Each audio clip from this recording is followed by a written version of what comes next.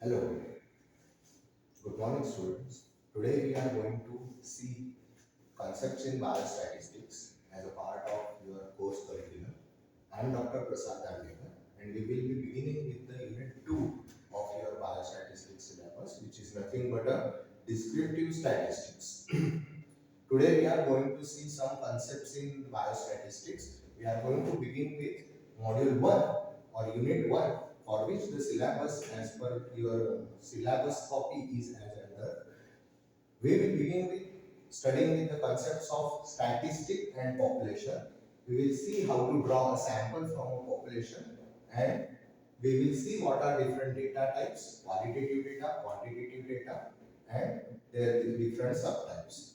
Followed by, we will see how to collect and scrutinize the data, how to design questionnaire, and how to represent the data using various diagrammatic and graphical representation tools. We will see how to distribute the data, what are frequency distributions, and how to represent those frequency distribution using histograms, family and frequency polygon.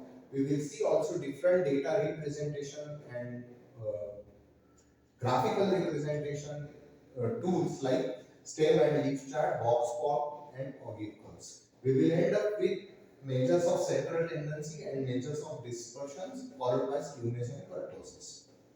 To begin with, we will see the concepts of population and sample. Now there is one basic question: why there is need to sample? There are several reasons for sampling. First of all, the primary goal of sampling is to get representative. As we will see in the next slide, we will see the definition of population. We will come to know that population is very large and which is sometimes not appropriate to select all the population for studying or getting answers to our question which is under scrutiny. So what it is done generally from a population, a fixed representative sample is taken from the population which represents the population correctly, and that population or that group of individuals from an entire population is studied to form a sample, and that sample is studied so as to get an answer to our research question in hand. What are the advantages of sampling is, first and major advantage of sampling is we can study the smaller group and produce accurate generalizations about the population at large. So we can study some smaller group which is selected by a sampling method from a population, and we can study its characteristics, its behavior to get to know or get an idea about the larger group. Technically, so as the sampling method chooses the samples from the population, appropriate sampling method, proper sampling method ensures highly representative samples which are very much like the population. Hence, you can study those highly representative samples to answer your questions about the population or to make some calculated judgments or hypotheses on the population itself. Now, what is a population? Population is any group of individuals not restricted to numbers, type, and other categories which are essential for your study characteristics, which may answer your question in hand. So, for example, entire university students can be a population, people in one particular nation or country can be a population, number of patients admitted in one particular hospital can be a population, as long as it helps you in answering your research question. There are three different types of population. First is finite population, second is infinite population, and third one is hypothetical population. As the word suggests, finite population contains the finite units, or you know the number of members or number of individuals from the population which is countable, fixed and finite. In infinite population, it contains infinite, uncountable number of individuals, and in hypothetical population, it contains imaginary, hence non-countable, unreal, non-existent members in the population. For example, hypothetical population may be number of stars in the sky. That could be a population for a hypothetical population, or it's a population of heads and tails obtained by tossing a coin by infinite number of times. Now we will begin with the sampling. There are two types of sampling, qualitative sampling and quantitative sampling. Qualitative sampling is a sampling technique in which each unit in population does not have a specific probability of getting selected. Rather, depending on the qualities present in the sample, the chance of that particular individual to be selected as sample either increases or decreases. In other words, non-probability sampling does not select samples in a mathematically random way. There is no mathematical method or numerical method involved in the selection of qualitative sample. It's wholly and solely based on certain qualitative attribute or sampling aspect present in that sample, which determines whether that individual will be selected in the sampling or not. Due to which, due to certain additional or lack of qualities in one particular individual, this particular qualitative sampling produces samples that are not representative of your population. So, you may have the correct sample based on the qualities you demand, but in that process of sampling, you erroneously may choose a population or may choose a sample which is not representative of your population, and hence from qualitative samples you can't generalize about the population as the samples are qualitative based on your choice. So there are different types of qualitative samples. First is purposive or selective or judgmental sample. Sampling done in a way of having some judgment or some selection or some purpose in the selector's mind. Those samples are called as purposive samples. Researcher begins with specific characteristic in mind, and as per that characteristics, he chooses sample from the population entirely qualitatively, not in a mathematical random way. Hence, it is called as qualitative purposive sampling. For example, if I want to study the impact of vaccination of COVID-19, then invariably I will choose the population which is already vaccinated by COVID-19 vaccine. So that quality I will see by sampling my sample from the population.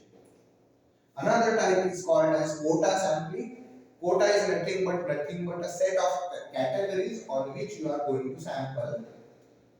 Subgroups are then created based on the characteristics, based on age, gender, and then number of individuals from each subgroups are assigned. So the set of qualities are listed, and according to list of those certain qualities, samples are selected. Hence, it is called as quota sample.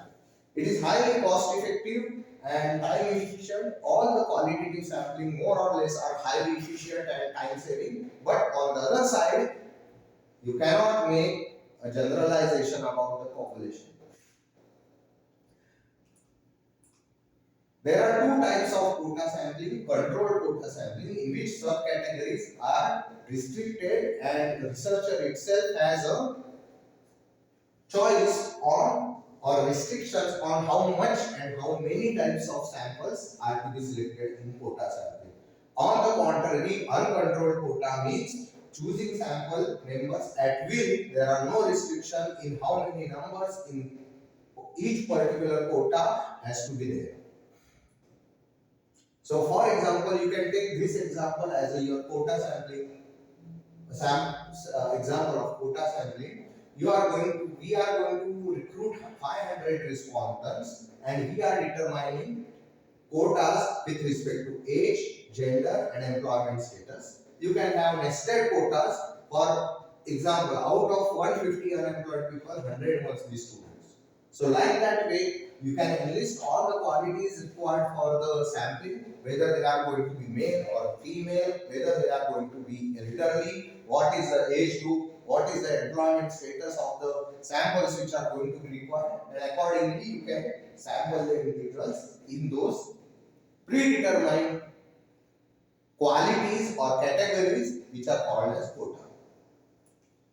So how to perform quota sampling? First, divide the population into subgroups, decide your categories, decide your qualities which you want in your samples, and distribute one by one. Take the population and distribute those population into subgroups.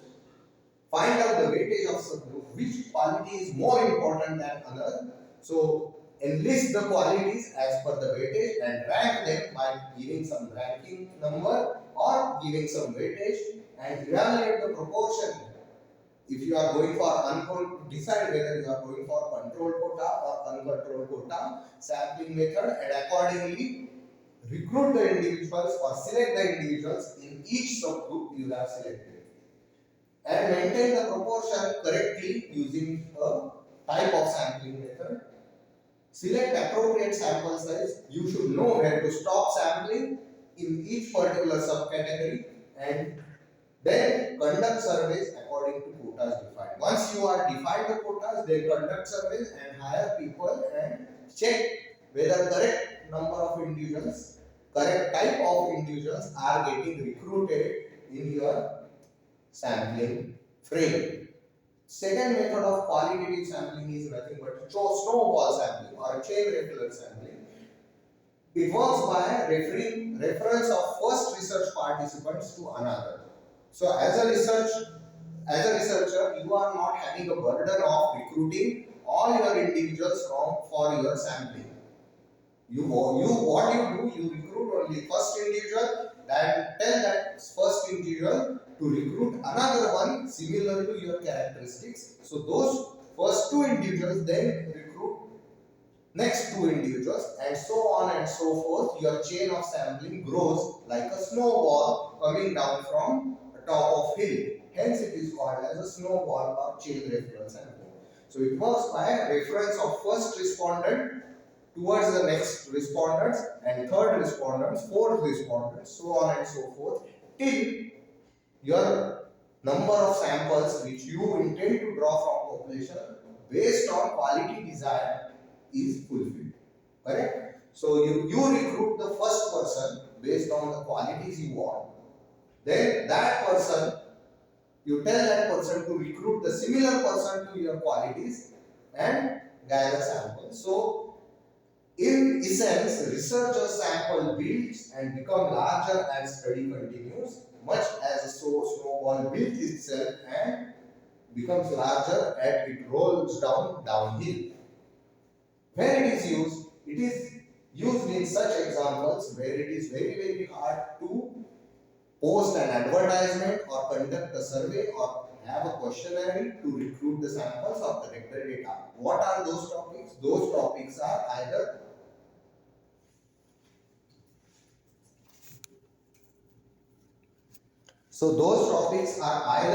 socially taboo topics or the topics which cannot be discussed out in the society. So, especially this sampling strategy is especially useful when a researcher wishes to study a stigmatized group of behavior. All these examples are good examples of socially stigmatized group of behavior for which you can recruit the sample using snowball sampling. The third and last method of consecutive sampling for today's lecture is consecutive sampling or convenience sampling or availability sampling. We check the availability as per our convenience, and most useful and exploratory research with the students project where the probability of sampling getting the right individuals through the sampling is very large, very small. Okay, so if you have been ever interviewed by a fellow student for a class project, you have likely you are likely to be a part of this type of convenience sampling. In convenience sampling, what we do, we just simply take samples based on our convenience from the population. Why convenience offer one major benefit? Major benefit of convenience sample is only convenience. As per your convenience, you are collecting the sample and you are taking the samples out from the population. So you have quick data collection. You have very few rules to follow. You are very easy. It is very easy for you to sample, and it is a readily available sample. It is very low cost, and it is very easy to do an inexpensive method of sampling because it just relies on only one quality, which is called as convenience. Next type of a qualitative sampling is a consecutive sampling in which you continue taking samples one after another until all accessible subjects as a part of population are completed. So essentially what does it mean? You have a population in your hand. What does it mean? You have a population at your hand over here like this. From this population, let us denote population as P, from which you are drawing a sample which is a small s, which is a small subset of your population. You are going to consecutively sample all these individuals from the population one by one. Suppose there are 100 individuals in a population, and you are going to continue the sample S1, S2, S3 like that. S1 will be of 10 individuals, S2 will be of 10 individuals, S3 will be of 10 individuals, so on and so forth till S10, which constitutes totality of your population, in which there are 100 individuals. Right? So in this method, you are going to sample and sample and sample for all those 10 times. Each sampling trial contains sampling of 10 individuals based on desired quality. That's how your consecutive sampling works. What are the advantages and disadvantages of consecutive sampling? It is very easy to employ and deploy. It has less opportunity for manipulation as you are completing all the individuals one by one due to confusion, because the staff or the persons you have recruited for sampling already know that they want to finish the sampling. They will be finishing the sampling in regular intervals, so that entire population is going to be get covered. Major disadvantages is it is not based on randomization. You have to cover all the samples, and it is not random way, and essentially it is not a sample which you are covering entire population in a stepwise manner. So that disadvantage is still there. You have to complete all the population. But advantage is you can have a good generalizability. That means whatever samples you will draw from the consecutive sampling will be ideally true representative of the populations. So what in this lecture what we have seen? We have seen certain types of non-probability sampling. First is the convenience sampling, consecutive sampling, judgmental or purposive sampling we have seen. Which also in conclusion what we have seen purposive sampling, where the researcher has a purpose in his mind to select sample. Hence, the researcher is judgmental about the sample. Then we have seen the quota sampling, in which the researcher decides categories of subcategories of qualities which is desirable in the sample and accordingly takes the sample. In snowball or chain referral sampling, as a third type we saw, in which researcher only recruits the first sample and the next sample or grows by a thing which is called as a chain referral. First sample will recruit the second sample based on his similar qualities. Second sample will recruit the third one, so on and so forth. So the chain continues.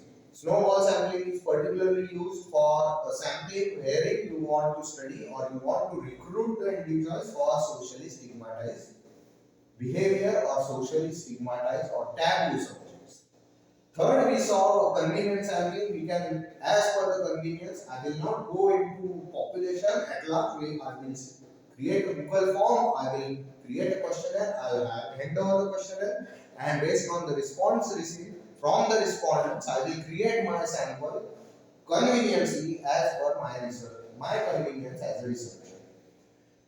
Followed by that, last type we saw at the consecutive sampling, in which we complete all the population by systematically sampling all the individuals one by one after the another, so that it correctly represents the population. Okay. In the next lecture, we will see not quantitative sampling. To summarize, these are the four sample types, and this is the description of the each sample type, how it is selected. Okay, to end this lecture, we will see one case study on problem or solving. There is a case in which a company manufacturing toothpaste says 9 out of 10 respondents got clean teeth after using their toothpaste. So you may have seen one toothpaste ad making a claim by a toothpaste company, so such that 9 out of 10 people who use this toothpaste have healthier teeth. Those respondents were carefully, but what is the background behind that claim? Those respondents were carefully selected from a set of dentists who by nature maintain good teeth, dental hygiene and like that. In their professional career, they maintain their teeth. So that case becomes either a purposive sampling or quota sampling, convenience sampling, or all of the sampling techniques are involved in this. So think over this problem and let me know the answer, your answer to this question in the next lecture. Goodbye.